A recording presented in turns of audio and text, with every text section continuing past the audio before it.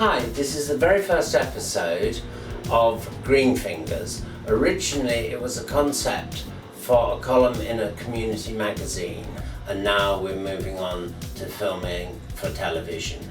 Now, in nature and in perfume, the three most wonderful scents that plants give off is rose, jasmine, and the third, which is neroli. Neroli comes from the citrus tree. This is orange, this is an orange tree, this one here is a lemon tree. Now this plant gives off a wonderful scent. It is a stimulant, it is an aphrodisiac, and in fact it has been called nature's cocaine. Gives this wonderful scent, it makes you feel good without the hangover or the legal problems.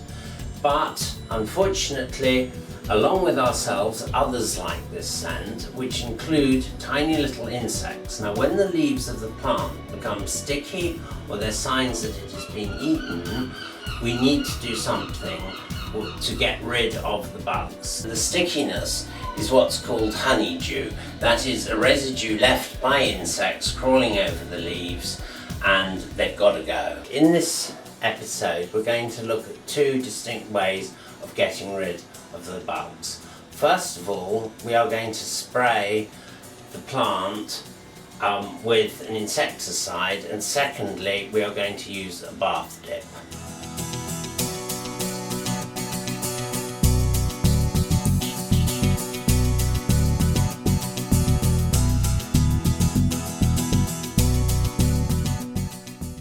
For spraying with an insecticide, we need to make it up that here we have a litre of water, and we are going to mix in a proprietary band of insecticide.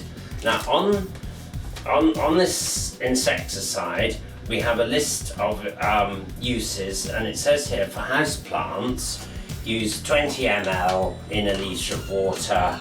Always follow the instructions exactly on these chemicals, and don't try and put a little bit extra in for good luck. It says 20 ml, so we set it to ml, we set it to 0, and then we add our 20 ml. And here is one that we've already made up, and we're going to put it into our sprayer, and we've got a plant outside all ready to spray. Now there's two things we've got to consider before we do this.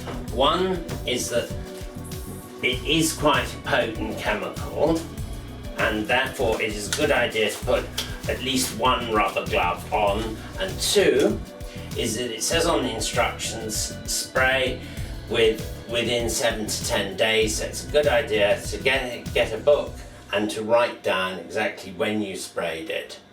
Now we've got to spray both sides of the leaves. So we've got our spray readily made up of insecticide, and we start spraying, but it's important to spray the underneath of the leaves, and that's hence that I've got the rubber glove on, because I don't want insecticide over my skin. And as we spray this, we get it under the leaves, over the top. I'm sure we're going to do the underneath.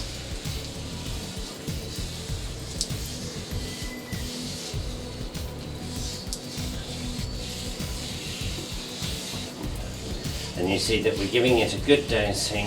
We're trying to get any tiny little insects, and we are going to make sure that both sides, because it needs to be realised that the insects manage to stay on the leaves. If you think of a rainstorm, that it could be very, very wet. You could have torrential rain coming down for hours, and the little bugs get very good at staying on the plant. So we need to spray the underneath of the leaf and go over the whole of the plant, spraying it. And so there we go. It was said that originally that when Saddam Hussein was president of Iraq back in the 1980s, the Americans were complaining that he had weapons of mass destruction, and he had factories that he was making his awful weapons in, and mustard gas and the like. and Saddam said that they weren't military factories, they were just agricultural pesticide plants, agrochemical plants. And so I rang up ICI. I was working in agriculture, and I rang up ICI, who were the big manufacturers of pesticides at the time in the UK, and said jokingly, "This isn't mustard gas that we're making." And they said, "Oh, we don't have the recipe for mustard gas to hand." And then I looked into it further, and anything that's got organophosphorus compounds on the label is in fact could be used for military purposes in a different concentration. So do be careful with these garden pesticides. Keep them off you. Always use a rubber glove if you're coming into contact with it. We have just got to go over all of these leaves. We've gone through a litre of this mixture already.